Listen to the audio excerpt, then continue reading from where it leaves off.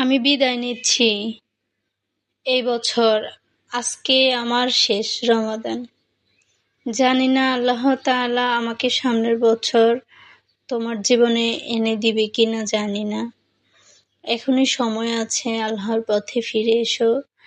অতীতের গুনাহগুলো করার জন্য, ক্ষমা করার জন্য আল্লাহ তাআলার কাছে দোয়া চাও।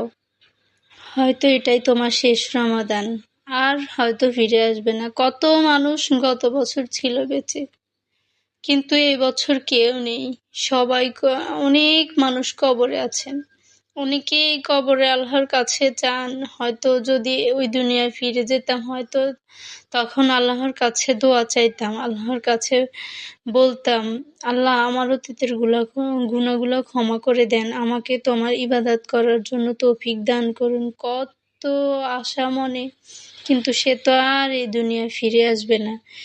এই দুনিয়ায় ফিরার কোনো পথ নেই। তাই সময় থাকতে আল্লাহ তাআলার কাছে চান, আল্লাহর প্রিয় বান্দা হয়ে উঠুন, আল্লাহকে খুশি করান, রাসূল সাল্লাল্লাহু আলাইহি সাল্লামের দেখানো পথে চলুন, সুন্নত সমূহ পালন করুন, রাসূল সাল্লাল্লাহু আলাইহি সাল্লামে যা নির্দেশ দিয়েছেন তা পালন করুন।